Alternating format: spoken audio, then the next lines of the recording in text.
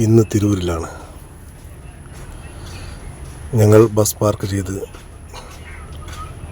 നേരെ Tirur Friday market ലക്ഷ്യമാക്കി മുന്നോട്ട്. ഫ്രൈഡേ ആയത് കാരണം നേരെ പള്ളിയിലേക്കാണ് ആദ്യമായി പോകുന്നത്.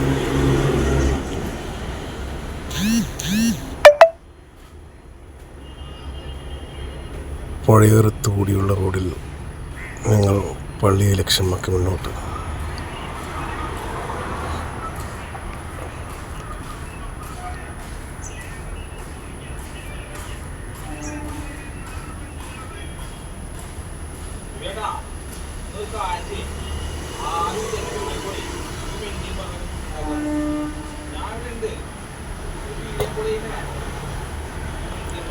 ഞങ്ങൾ സ്ഥിരമായി ചായ കുടിക്കാറുള്ള ചെറിയ തട്ടുകടയിലേക്കായിരുന്നു ആദ്യം പോയത്.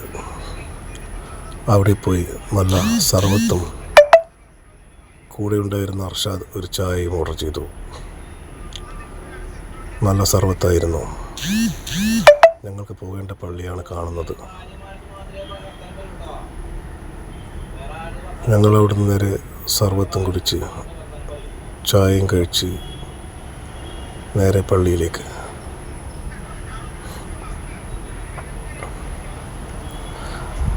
സനോജ് എന്നാണ് കടയുടമയുടെ പേര്. അങ്ങനെ ഞങ്ങൾ പള്ളിയിൽ നിന്നിറങ്ങി നേരെ തിരൂർ ഗൾഫ് ബസാറിലേക്ക്. അവിടെയാണ് ഫ്രൈഡേ മാർക്കറ്റ്. ഞങ്ങൾക്ക് പോകേണ്ട ബസ്സാണ് വരുന്നത്, ഫാത്തിമ.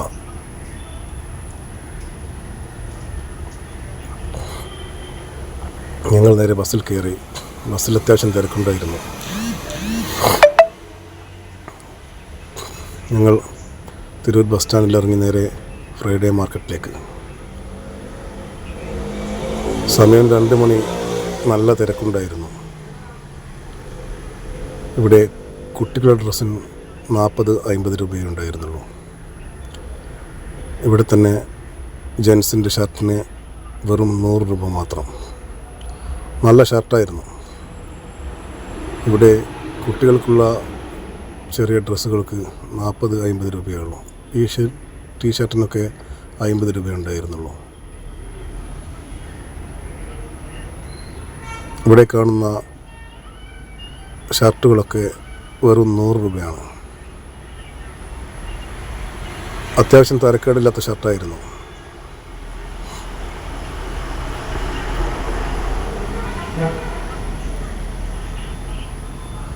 ഇതൊക്കെ വെറും 100 രൂപ മാത്രം. ഈ പാൻറ്റിന് 200 രൂപ. ഈ കാണുന്ന പാൻറ്റിനൊക്കെ 200 രൂപ. ഞങ്ങളവിടുന്ന് 2 പാൻറ്റും കുട്ടികൾക്കുള്ള കുറച്ച് ഡ്രസ്സും മേടിച്ച് വീണ്ടും ഫ്രൈഡേ മാർക്കറ്റിലൂടെ മുന്നോട്ട്.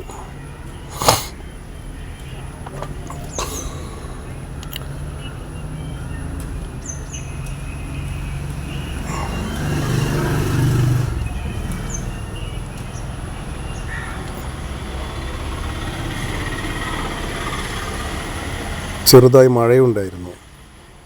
എന്നിട്ടും തിരക്കിനൊരു കുറവും ഉണ്ടായിരുന്നില്ല. ഇവിടെ കാണുന്ന ഇലക്ട്രോണിക് ഐറ്റംസിനൊക്കെ വളരെ വില കുറവായിരുന്നു.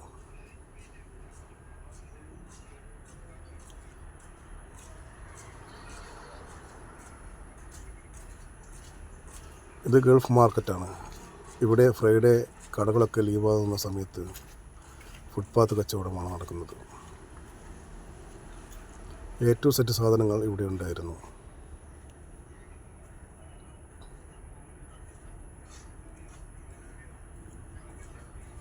തിരക്ക് കാരണം വീഡിയോ എടുക്കാൻ കുറച്ച് ബുദ്ധിമുട്ടി.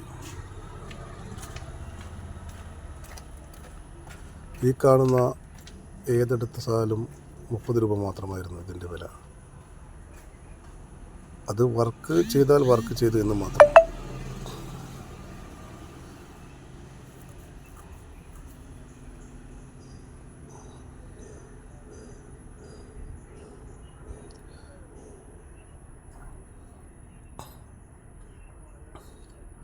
ഇവിടെ വാച്ചുകളൊക്കെ ഉണ്ടായിരുന്നു.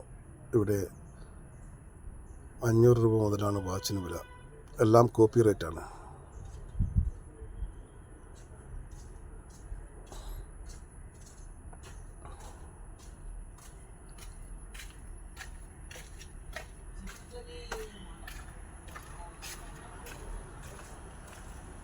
ഈ കാണുന്ന ഷർട്ടിനൊക്കെ 350 രൂപ. അത്യാവശ്യം ക്വാളിറ്റി ഉണ്ടായിരുന്നു.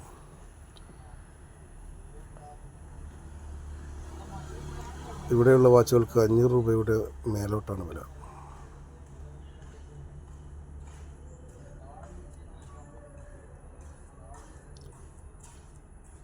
എൻ്റെ കൂടെ ഉണ്ടായിരുന്ന അർഷാദ് ഒരു PP മേടിച്ചു കുട്ടികൾക്കായി.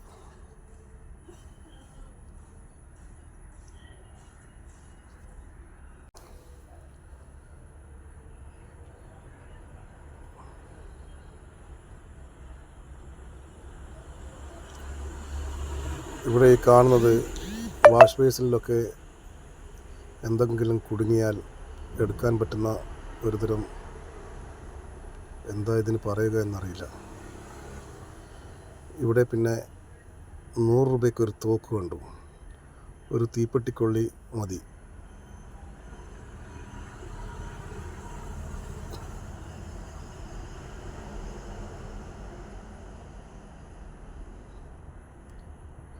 ഞങ്ങൾ അവിടുന്ന് തിരിച്ച് വീണ്ടും ബസ്സിൻ്റെ അടുക്കിലേക്ക്, നേരെ ബസ് സ്റ്റാൻഡിലെത്തി.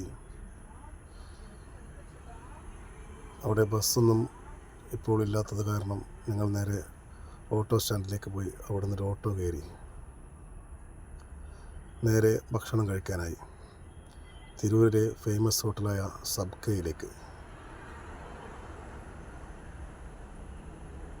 അവിടുന്നൊരു ബീഫ് ബിരിയാണിയും ഒരു സാദാ മീൽസും മേടിച്ചു